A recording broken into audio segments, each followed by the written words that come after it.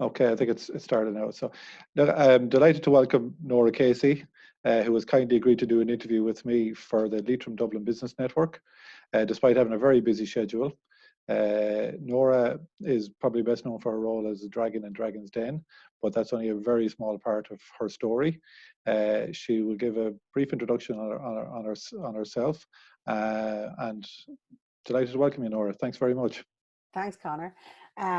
I guess I'm the perfect hybrid because my mother came from Leitrim and my father came from Dublin, so great genes. I spent most of my summers in Leitrim. I grew up in the Phoenix Park in a lodge. My father and my grandfather were rangers, but there were 8 of us in that lodge and there was only 3 bedrooms, so we spent all our summers in Leitrim. My family in Leitrim come from a hamlet, Stranade, all around that sort of area. Usually people, when they think of Leitrim, think of the busier southern Leitrim parts, but we're from the very remote northern Leitrim parts, near Kinloch, I'd say. Same as my father. Yes, and it's a lovely part. I try not to write about it too much in case people all flock there, you know. So the other reason I'm a bit of a hybrid is that I am somebody who went on to be a dragon, but who started off life as a nurse, which is the polar opposite, I guess, to what people think of as dragons. And I did that. It was just a bit of a fluke. I left school at 16. I couldn't go to university. All my friends went. I was hanging around working in Dublin Zoo, and the man who looked after the gates in Park 8th Street's daughter had fallen in love with a policeman in Scotland and came home with some brochures. So I ended up going to the banks of Loch Lomond and training as a nurse, which I loved. And I stayed there till I was about 23, actually. So, and then fast forward to a gazillion years of studying to be a journalist. Then I went back and studied strategic management, then advanced strategic management at Ashridge. I was CEO at 30. I'd say that I am kind of, you know, the nurse in me never left me. So compassion and empathy is very important to me. Social enterprise is very important. I do get a real kick out of running businesses. Over time, I was investing in a lot of other people's businesses. So Dragon's Den came along at just the right time for me. Of course, I still have investments from Dragon's Den, but I also have my own investments.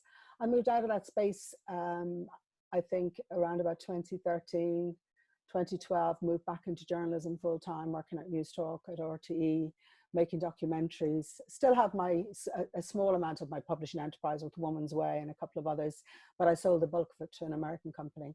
So here I am. That's me. I think that's a fairly brief synopsis. So I suppose probably you have such a broad range of experience across a variety of businesses and I suppose life experiences and that you have an awful lot to offer.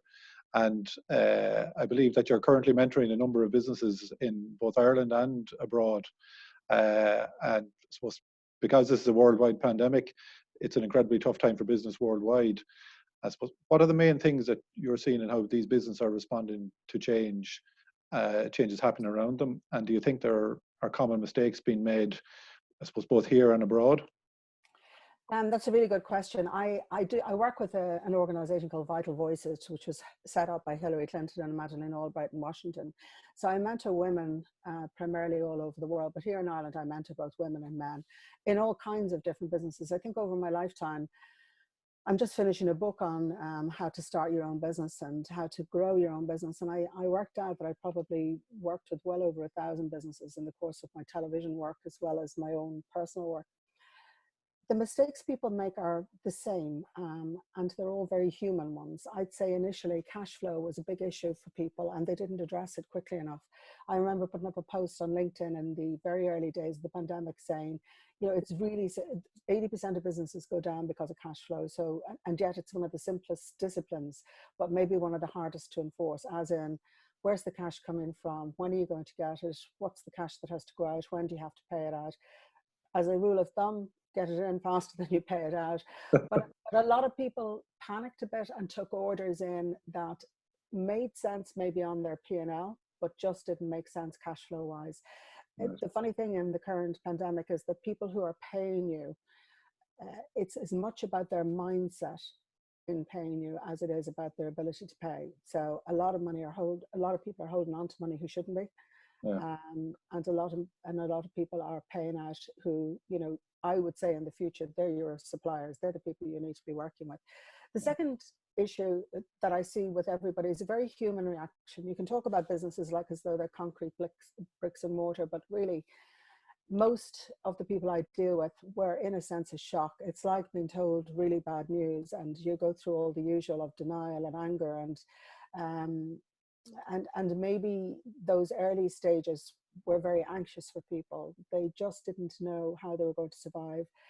Very tough decisions. I did so many Zoom calls with people who literally were crying because they had to let people go that had worked with them for the whole of their lives. Yeah. You know, mission critical people who they would have thought of as their team. Some people describe them as, you know, the extended family, and yet they were having to say goodbye to them.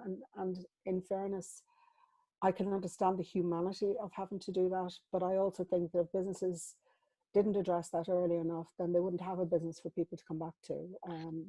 We're very lucky in Ireland, you know, when I'm mentoring people in Africa and India, they don't have the level of supports we have.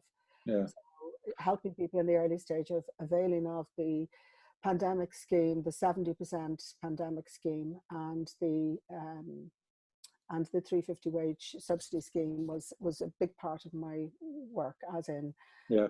do the right thing now, you know, offset the costs if you can, so that you'll be around. This isn't going to, you know, in other words, I think people thought this is going to be done and dusted in 8 weeks, and it took a while for people to realize it was likely to be a little bit longer than that. I think part of the problem seems to be that there is no precedence in history for an event like this. Whereas like the last crisis we had was, let's say, 2008, and you know it was an economic issue. This is our first time in modern history, as was dealing with a pandemic on a global scale. Yeah. So the reactions, I suppose, are we've nothing to fall back on. No, and it's like nothing anybody's ever experienced before. I think the irony now is if you look at like change house theories about how people implement change, most businesses to start with were led by people who were going through as much anxiety as the people who worked for them. So that was a big issue for them initially. So let's say I think I'm working with businesses now who made all the tough decisions, who looked at their cash flow, who have locked down as much as they can, you know, surviving by having good landlords, or, you know, maybe there's in Ireland, again, I have to keep saying we've got fantastic supports, but revenue, if you go onto the revenue.ie website, you'll see things around your returns, things that will create some, will alleviate your cash flow issue a little bit further. But in a way now, it's like their heads are all full of pandemonium. You know, I always think that's like a chaos theory where, okay, I used to do this, that may not come back. What am I going to do? And there's a million different things going on at the same time, which is almost a necessary step to come out with some pure strategic plan on the other side. It's almost necessary to go through that crazy stage of what can I do, you know? And I suppose the mindset of changing from the way we used to think and the way we need to think going forward, is that something that's inbuilt in people, or is that something that kind of has to be learned? You know, do we have an innate ability to change, or do we have more of an ability to bury our heads in the sand and hope it changes around us? I think it's our least successful skill as humans, actually, is our ability to change, because over time, almost everything got invented before we came along. So we walk into rooms and flick a light switch and we turn on a computer and we can do Zoom calls, and, you know, there's books that are already written, you know. So this little muscle in our heads that is the inventive entrepreneurial muscle, the true innovation muscle, is very lazy. And usually young people up to the age of 23 can get that muscle working. They can start thinking of things which are literally new innovations rather than just a reiteration of what exists already. As we get older, I think we struggle a great deal to be truly innovative. In other words, to be disruptively innovative, to come up with something that is brand new, that doesn't exist already. Excuse me. And I think one of the difficulties at the moment is that most people who are successful in the SME sector, let's deal with the SME sector because that's really the people that I'm dealing with. Yeah. I think that they came up with a great idea in their early life, maybe, and it's worked really well for them up until now. So that muscle is as lazy as that muscle can be. So if you've been doing, you know, baking cakes and you've refined it and you've got better and your supply chain is great and you've understood your margins and you've got your customer, and then suddenly there's no more cakes required. It's very hard, I think, suddenly and immediately in the middle of this anxiety, schoolwork, being at home, maybe caring for people who are more vulnerable than the rest of the population, the strangeness of waking up every morning and realizing with a bang that the world has changed around you.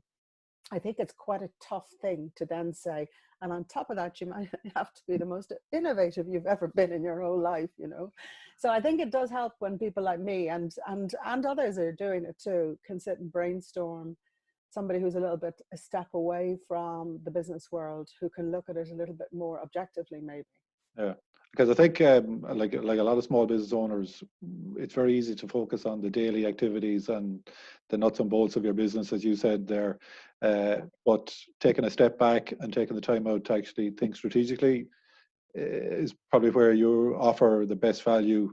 In that, I suppose you prompt conversation, you prompt thoughts, and that's really what breeds innovation, I suppose.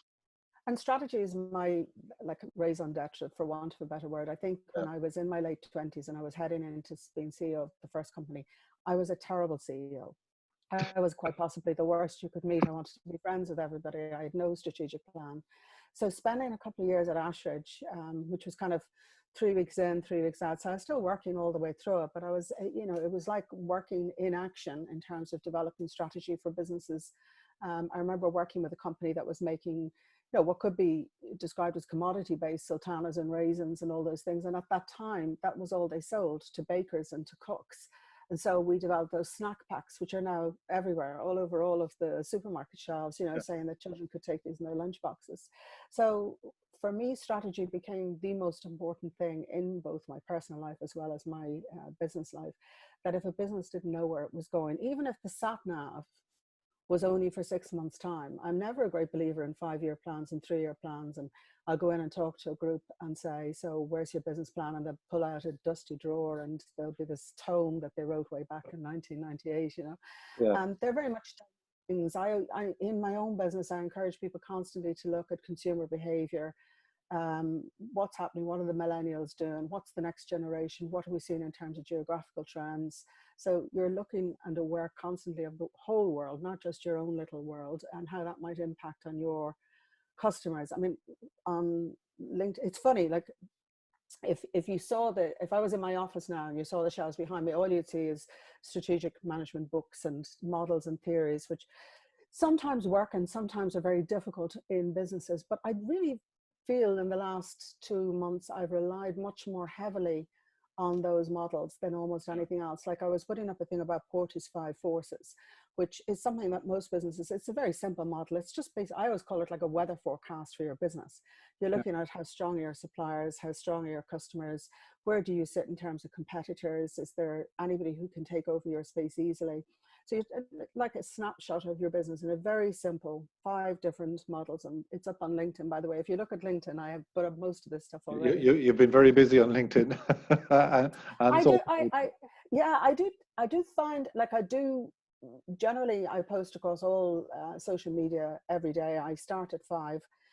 One of the things I've been trying to teach all of the people that I work with is that not all hours are equal. You know, you may think they're all equal, but they're not. Your brain is far better at 6 a.m. in the morning than it is at 6 p.m. at night. It's tired and, you know, you're not nearly as capable of thinking of those new things, of coming up with the great ideas. So I've always believed in starting early. I think all those years of getting up at 4:30 for news talk helped. But I generally get up at 5 and I do my best thinking, best writing between 5 and 7. You know, that's my thinking time. I try not to do anything else during that time so I that think you can. the weather these mornings makes it a lot easier than middle of Exactly. winter. But Exactly. Yeah. I suppose harker back to you said about the younger people up to age 23 would have the innovative brain. It's probably a particularly stressful time for younger people because they, again, like Mm. the last recession, seem to be adversely affected in terms of the highest number losing jobs or the younger age group. The leaving cert has been affected, college courses are being affected. suppose as an experienced former employee and employer, what would you say to younger people that might help them, I suppose, both cope with the current changes and also set themselves up for future changes? Because their ability to adapt is probably way ahead of, older people. Exactly, and I have one of those in my house, Yeah, who's at college and at UCD at the moment. So I lived through all of the difficulties. I think that young people, between himself and his Zoom calls with his friends, um, the anxiety about exams at the moment is through the roof. I mean, I think because of the uncertainties, a lot of kids, although we say we're raising a digital generation, I think they get so much more out of actually being in college and being in lecture halls and having that social interaction rather than doing everything on a Zoom call. I also think that it's not going to be the first pandemic.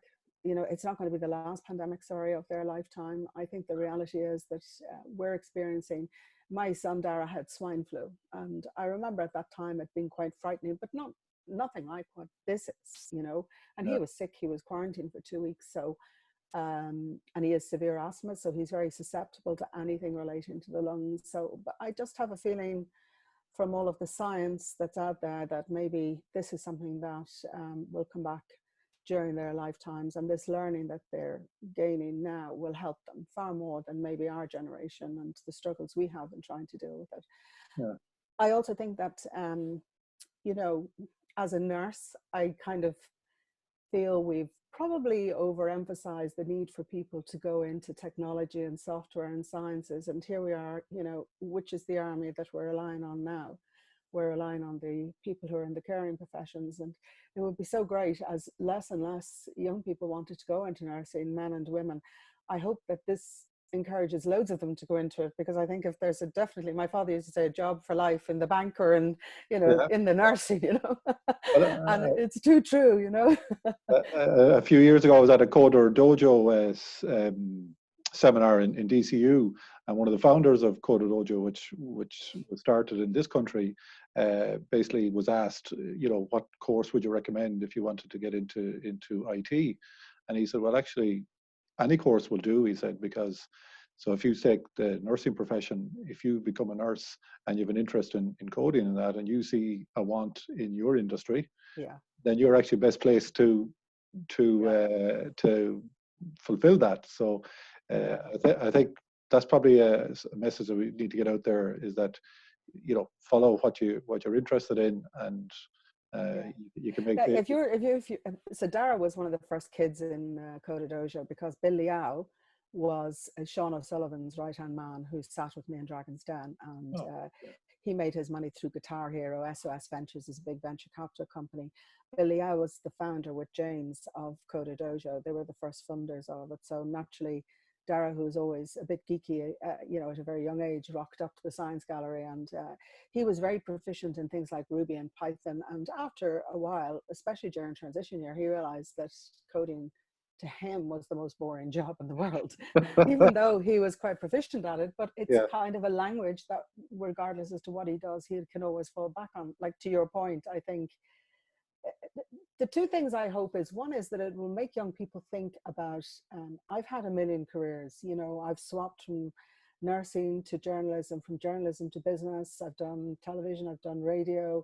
I've tried throughout my life to be more interested rather than interesting, as in I'm always interested in learning new things. And I still am, I'm learning at the moment how to edit movies, and, I'm just constantly, I think in your lifetime, rather than having the one big job, that you yeah, think about what's the first few years going to be, because for most young people, they need to earn money. And if you look at all of the trends in who are the people who are benefiting from COVID-19, from the pandemic, well, it's almost certainly food, supermarket, supply chain, people who traditionally were in a very face-to-face space are suddenly in a digital workflow space. So I'm working with hairdressers, who, one of the most highly contact retailers out there, as in you're not passing over a credit card, you're literally touching and washing and putting color into hair. Very, very difficult to to see how that's going to work in the future, but also look at telephone diagnostics in the medical field. You know, I was dealing with a client yesterday who needed to get some consultant, this is in my nursing duty side, needed to get some consultant advice, and we did it all over the phone, did it all over Zoom. That's not going to go back. A lot of the academic world, sure, you know, I'm saying it's great to have face-to-face, but actually now that all the lecturers, the last Luddites on the planet, have learned how to use Zoom and Google Hangouts, and you know, there is a potential there for, I think, children to avail of education who may not necessarily always need to be physically present Yeah. in, you know, when I'm doing some of my university awards and things like that to the kids. So there's kids in Ireland coming up from Cork on a day trip to have to go to DIT or UCD.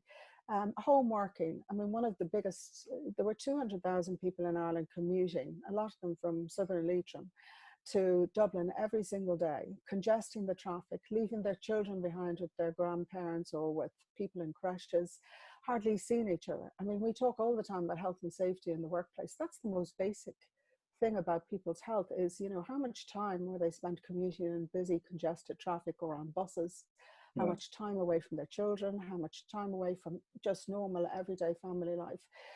One thing that I hope never changes is that we still try to bring people into Dublin, into high-rise office block, you know, potentially 1,000-2,000 people working in the same place and facing long commute hours when there's no need for it. One of the biggest revolutions for women in particular would be if we could convince most large companies to allow for remote working, or I've always talked about, you know, workplace hubs, you know, where you could choose locations around Ireland, and in that particular hub you could have desk spaces for Twitter, for Facebook, for Intel, for Microsoft, but instead of people having to get on the train all the way up to Dublin, they could go to Portlaoise, they could go somewhere in the Midlands, where they could all work in one shared environment. If, you know, not everybody, it doesn't suit everybody to work from home, not everybody has the facilities, not every company wants people to not be part of some culture, but they could have shared workplace hubs, you know. That would be one of the biggest great advantages of the pandemic, and there have been many terrible things about it. I think, and we spoke briefly yesterday, we just spoke about some of the changes that will probably happen after that, or after this pandemic, and you talked about the workplace, you'd see changes there. The high street, where a lot of the SMEs operate, where do you think, or where do you see that going? And, you know, do we need to reinvent a few businesses to get back on the high street and look at new ways of doing things? For sure. I was saying I was working with one particular town over the last few weeks, and they've been looking in advance at what changes their high street's going to see in the coming months, years. There's no doubt that there's an element of front store high street presence. It's not going to happen, just not going to come back, either because maybe there's issues around credit, cash flow. It could be there's a lot of mom and pop stores, for want of a better thing, in a lot of our towns. We're older, maybe more vulnerable people are running those stores and are cocooning currently, and sadly may not be a future for them if the store is quite small and they can't practice spacing and social distancing. I think it'll be very difficult. The one area that's booming is, I would say, particularly shopping. So restaurants and pubs, who knows what the future is. So they're going to look quite different even when they're open, for the initial period, maybe for the first period of time. Trying to keep social distancing, trying to put rules in place around toilets, around behavior, around alcohol consumption is going to be risky. But everyone's eating.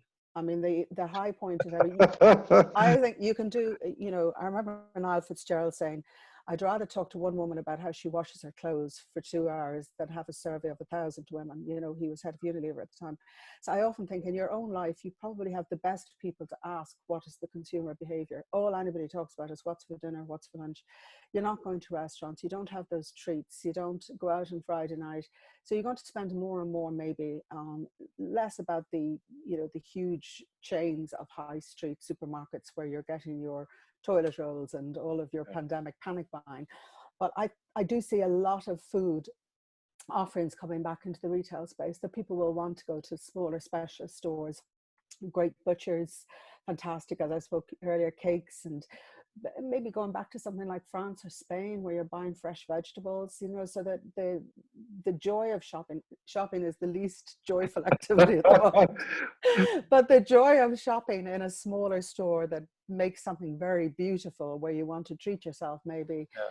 I think that will come back to the fore. There's no doubt already most of the companies who are doing back to work schemes for their employees are looking for people to come in and refit the insides of their building. So anybody who's in that space, you know, we had dividers between desks, took them all down. Now we need them all back up again. So there's a lot of remodeling in Yeah. that area that I think will give people a lot of employment in the future. Anybody who has, so most of the companies I'm working with is just give one example. My local pharmacy is brilliant, but she struggled for years to do a website and she never saw it as important. Now she has a brilliant website and she has an app that she's given all of her customers, and I can now get my prescriptions via the app, and she'll give me the estimated time of when it'll be ready and I can pick it up. That's a small example of all of the businesses that I'm working with who are very smart about those things. Yeah. There's a dental company I'm working with that is moving from very traditional orthodontics through to CAD and 3D printing and developing a digital workflow, whereas before you might have to go to the dentist 5 times to get those implants. Now you just have to go once, and digital imaging will take, and you can have any number of, and it'll be done in, I think, 1/10 of the time, and the margin is much higher and the cost is much lower. But I don't think anyone in those spaces would have been given such a big kick to think that way. So I say to most businesses, first of all, see this as the best thing that could possibly have happened to you, potentially. Because for the first time in your life, you've got this time, and maybe a lot of people are wasting a lot of time. There's no end of people clearing their inboxes with rubbish at the moment, trying to get me to do it, like admin tasks. But I think the best thing that a business owner can do at the moment is find quiet time. Go for those walks. I'm always putting it up, because you need your head to be cleared to allow it to get up into that mountain, to get out of the valley of all the nuts and bolts and the rubbish that's going on, and see clearly where could you take it into the future, whether it's you or your next generation of your children that might take it. And secondly, I'd say, if you haven't already, I spend a lot of the initial phases with every business talking them through what government supports are available. And there are a lot of supports. So particularly in my area, where I've been working with SMEs who may not have been the flavor of the month in terms of government funding or investor funding.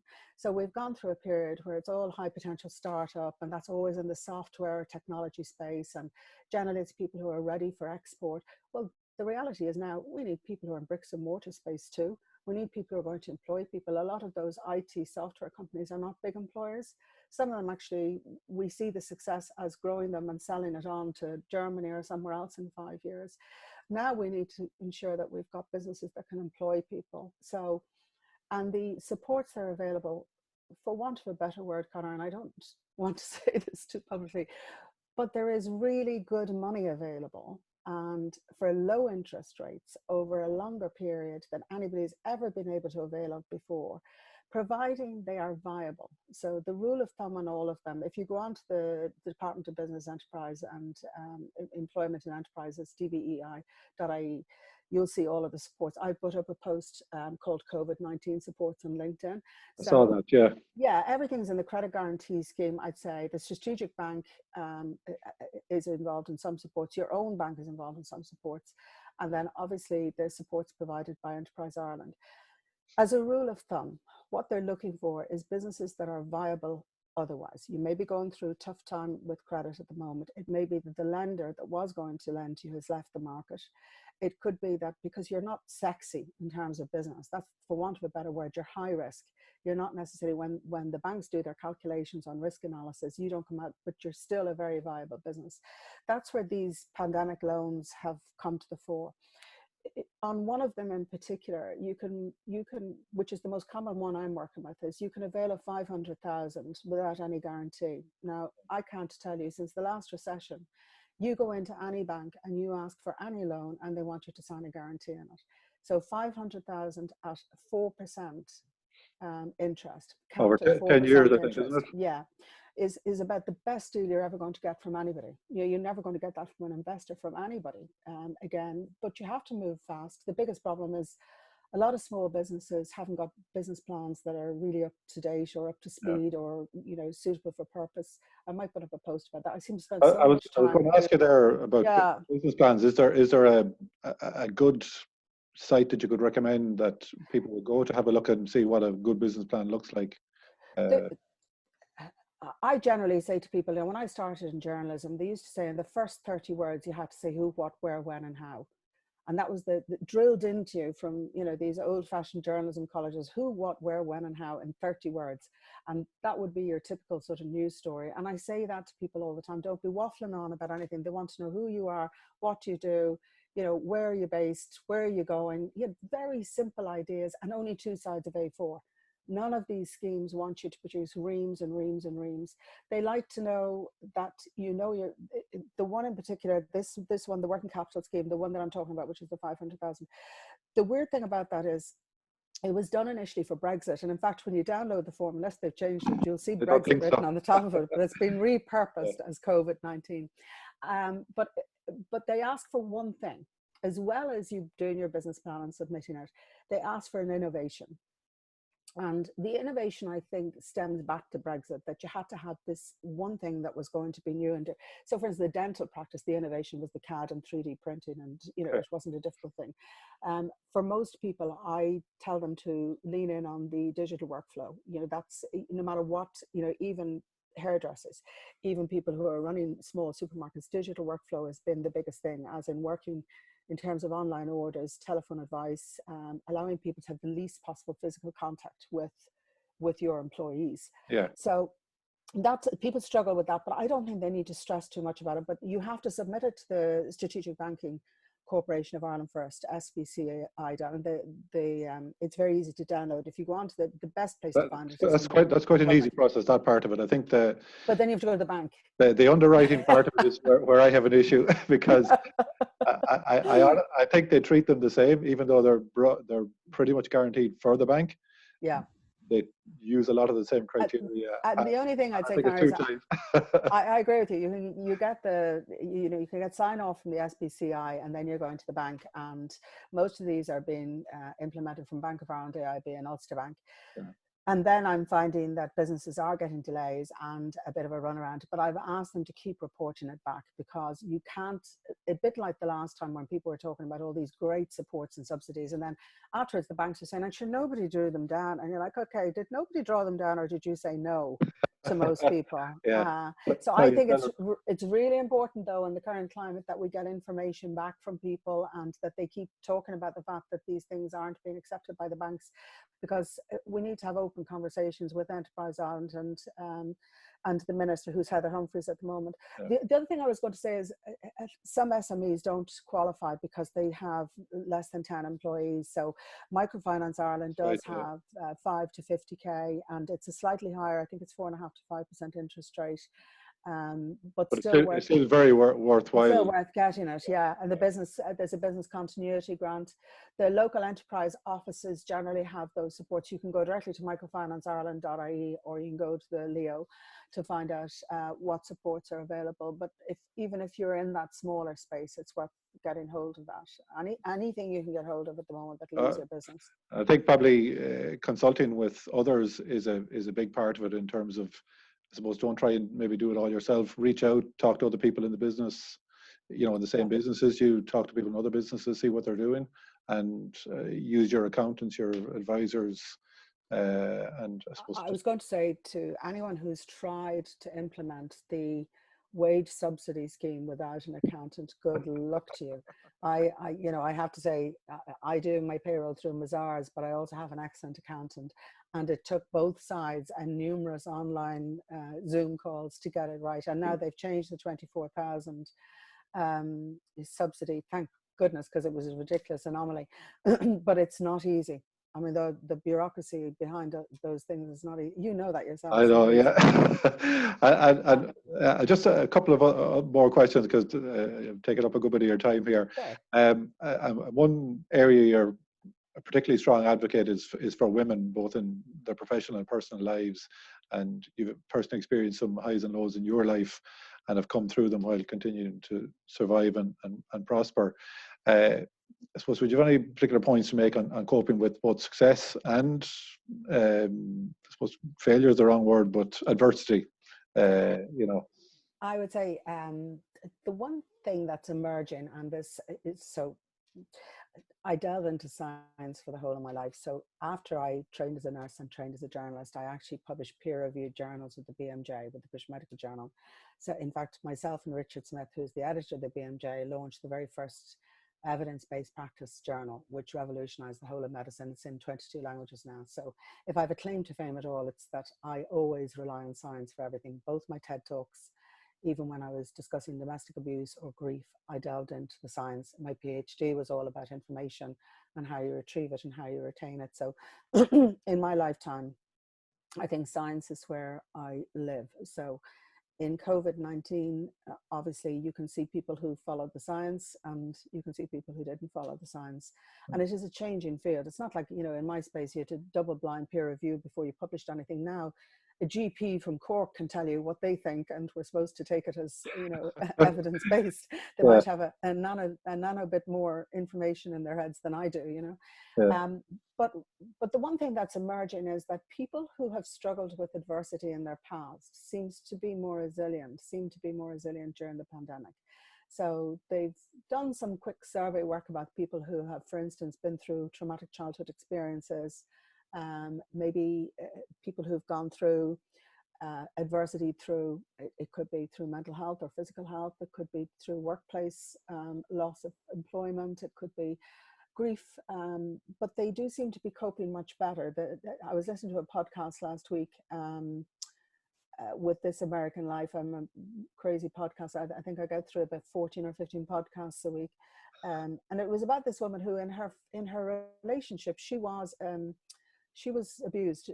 She struggled with child sexual abuse and was always the weaker of the two in the husband-wife relationship. And since the pandemic happened, her husband has kind of fallen apart and she's now the stronger one. And she says, well, I recognize this world. I've never really been in a world that I felt comfortable with because everyone else knew what they were doing and what they were doing made sense to them. And I always felt a little at sea. And now I'm the strong one and he's not, and I'm supporting him. So I think in some ways, and the other thing I'd say is that introverts have come into their own, you know. The extroverts are all, you know, slightly, you know, I'm a mad fan of John Ronson, you know, and he's himself and Louis Theroux did an interesting talk together on a podcast, but he's also somebody who has been open about his anxieties and his nervousness and said that he used to worry about his son and something happening to him, that one time I think he forked up 200 calls to his wife thinking that something had happened to his son. So he said, for the first time in my life, as somebody who's always believed that the world's about to fall apart, you know, everyone knows how I feel now, you know, my time has come. So I think that people who, that's not to say that there isn't significant mental health issues out there in terms of the pandemic and people's anxieties, but I do think that resilience and adversity have a direct link. I wrote about it in my book, and it's what doesn't kill you make you stronger. It's that kind of idea. The reality is, all the science says, as human beings, we can only withstand so much. So certainly, if you go through multiple adversities, and they're very extreme, but you don't actually survive them you don't survive them mentally as a human being. You can often close in on yourself and not feel you want to take part in life. But a certain amount does make us stronger, yeah. I was just going to say about the women's piece, the most interesting thing for me, I spent my whole life studying, building websites, working within women's groups. I would say, it was only just struck me, I think, myself over the last week, that there's a real equalizing of men and women facing the same issues at the moment. You know, there's, for the first time, we're in that uncharted space of men and women parenting children at home. You know, they're both acting as school teachers, they're both working. In some households, the man's work may not be the one that's surviving at the moment, so he's looking after the children, and the woman is doing in the office every day, doing the Zoom calls. I've actually seen a huge equality in terms of people going through the exact, I wouldn't have said there is anything in terms of women, female founders, women-led businesses that I am seeing that I'm not seeing in male-led businesses currently. And I just wonder if that's going to continue, that maybe that's another issue that might, I mean, home working would truly revolutionize families. I mean, I talk about it as a woman's issue, but it's a family issue, you know, that the reality is because of the house prices and the rental prices, is almost all families need double incomes in order to survive. So that means, long distances, long commutes, children left to their parents during the day. If home working was to work, gosh, it would just revolutionize family life, It might parents. allow some of the grandparents to officially retire then as well. Yeah, not with a big grin on your face. They're taking up a lot of the slack as well. Yeah, exactly. And I just think for the health of humanity, one of the, like, people always talk, I was with a group on a Zoom call the other day, and I said, if you were to wave a magic wand and you had one thing that you would want to bring back, in that group, there was a man who says he can't live without his pint and his sports at the weekend, a woman who moaned about the hairdresser and the nail salon and everything. So there was quite a wide stretch of people in the group, and almost every one of them said, I just want to hang out with my friends. Yeah, If I was to wave a human magic touch. wand. Yes. So at the end of the day, I think what it's taught most people is that these other things are tremendously important. But, like, do we care if some multi-billion-dollar enterprise makes something less next year? No. But do we care that a local business in our community survives? Yes, we do. So You'd I think, like to see, I suppose, more manufacturing and more innovation being done on our island. yeah. And Uh, it's exposed us a bit in that area. I mean, yeah, thank God. I do think that the one thing everybody says is, we could make our own food 100%. Like, so not every country can say that. So we can feed ourselves if we need to. And, but we can't actually make things. I I don't think suppose there's any. the government are probably in a position to help that, but I suppose you couldn't depend on them to be drive innovation. But at the same time, if they have the support there and the willingness to take chances with people, I think there's One thing opportunity. I'd say, Connor, like, I steer clear. If you follow me on any social media platform, I never criticize. I don't get involved in saying negative things. I think in the current climate in particular, everybody's human, everybody's doing their best. And I try very hard to stay out of those terrible spats where people are enraged by other people and policing other people, and just kind of sit in the sidelines and say, that's not part of where your headspace should be. You should be sitting somewhere else and just worrying about you and yourself, your loved ones, your business, your ability to survive, your employability, the next generation. The one thing I would say is I would like the government to set up a similar task force to MFET. I'd love them to bring around the table, not civil servants, for want of a better word, because I don't think anybody in the civil service has ever experienced what it's like to try and grow a business and help it survive and thrive during a recession, let alone a pandemic. Yeah. But to bring some really good people around the table to talk about how do we do this as an economy, rather than bailing out the airlines and doing the things that we've done in the past that hasn't necessarily helped our local economies, it hasn't helped our local communities. Given that we've this brilliant opportunity where change has happened whether we liked it or not, it's Yeah. like being given the biggest gift of all time in terms of a country's economy. Instead of overly focusing on the GDP, now we have a chance to say, okay, we know that Wi-Fi, broadband is hugely important around the country, because if people are going to be working from home, one of the biggest barriers to them working from home is the fact that the broadband coverage is not great in certain parts of the country. So that's something we need to fix pretty urgently. Yeah. Secondly, how do we get local communities, this issue about having local office hubs, can we just now, rather than wait until they all get back to normal, because believe you me, everybody just wants to turn that dial back to the beginning. Why don't we get all of the multinationals in here and say, guys, look, you have to stop this building buildings in Dublin, making rents go through the roof, the scarcity of property, the congestion, the car parking. You're not going to be able to put 2,000 people into that building anyway. It doesn't matter how high you go up. So let's talk about doing it a different way. But I don't know that that thinking is going on at government level currently. But, I'd like to see, I've, and I'm not anti-civil servant. I just feel myself that if you just bring civil servants, no matter whether they've worked in what department or in what agency around the table, they have really no concept. I've worked in corporate employment for the first half of my life, where I was a public sector worker and then a corporate worker, and then started running my own business, investing in businesses, growing new businesses. What's going on in my brain is totally different to somebody who went into the public service at 17 or 18 or 23 and worked their way up through the ranks of the civil service. It's a totally different mindset. Yeah. Their brains don't think the same way. And conscious of taking up a good bit of your time now, so just maybe one last question, just it's kind of on the networking piece.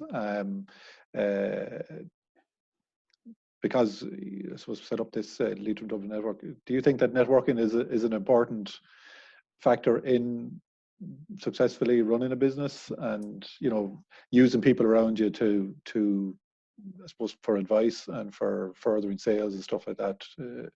How important do you think that factor plays? It's everything. I always think, there's that old saying that all things being equal, you'll buy from a friend, and all things not being equal, you'll still buy from a friend. So in other words, even if you're slightly worse than your competition, friends will still buy from you. Okay. But even in this current, like, I rely on my networks all the time. I've got networks in the US that are quite strong, business networks right across the world. If I come across somebody, like on LinkedIn, a lot of people, and apologies to everyone who hasn't had a response for a while, I just hit a busy patch, but a lot of people say, like, I want to do, and it'd be something I've never thought of before. Like, I think I was working with somebody who was coming out of the SAS and was trying to set up some military security issue for ships off Somalia. I don't know anything about that, but actually I had met somebody a few years ago, a great guy that I'm still connected with on LinkedIn, who set up a security business precisely in that space. So I was able to connect them. In Ireland, we just don't have enough people to lean on for supports who have the same issues and problems that we have. There's a company in Delhi at the moment called On Hotel, and I mentor them, husband and wife team. He worked for Ogilvy. On Hotel is like the equivalent of Airbnb, working with homesteads across to India rather than going to stay in hotels. And of course, their whole business is closed down. And they have flipped their entire business into digital studio marketing. So Studio 4, you'll see me putting up posts about it. They've linked in with an American company that I used to know. And now they're providing website support at exactly the time when people need to think about those kind of things. Yeah. So they flipped their business within 5 days. That's closed. We're not going to be opening that for a while. Let's flip to this business. So I would say that networks, the Leitrim, the one thing I really love about the Leitrim network is that I've met so many new people that I didn't meet before. And already there is something about, we all connect. Like yesterday was Midwives Day. So I connect with nurses across all sorts of different spectrums. You think, why is that? It's very important to me. I speak at most of their conferences. I work with them. I understand them. Every time I talk to a business owner who says, and it's so hard, Norah, I'd say, it's not hard. You want to wake up every morning and go into a hospice and hold somebody's hand and do that for your living. That's hard. Yeah. So what you're doing is thinking about, where your business is going to go and what you're going to do and what you're going to achieve it. So I think for me, having a broad spectrum of networks that means something to you, not just for the sake of it. I can't stand turning up at something where I know nobody and everybody's shoving business cards into my hand. But Leitrim means something to me. It's a tremendous important part of my life. So obviously, I love the fact that I'm connecting with people who come from, the same place where I feel my origins are. I love connecting with nurses. I like connecting with women in business because I recognize a lot of the things they go through. They're the same as me. I like being around investors because I know all the frustrations we all have. Do you know, Conor, before I go, do you know what's the number one frustration that we all have? It's not the quality of the business plans or, the fact that you're working. It's that sometimes when people love their business so much, they just don't listen. Right. You'd be surprised. Every time we get around, they'll say, well, why did you not manage to help? Well, he just didn't want to listen, or she just didn't want to listen, because they feel they know their business so well that there's nobody, and I kind of understand that it's their baby and nobody's going to tell them how to change their baby, but if they want their baby to survive. Well, look at Norah, I have to say thank you very much. Really enjoyed the interview. Some great pieces in it. I want to wish you all the best. I know you're doing a lot of voluntary work and rehashing your nursing skills. You're such a busy schedule going on. I really appreciate taking the time to do this, and hopefully we'll be able to organise the proper event that we were due to have on the 2nd of April last in the not too distant future. Well, Conor, we should have it in Leitrim where there's loads of social space distance. Exactly, there's no problem. Thanks, Conor. Thanks for having me. Thank you, Norah. Take care.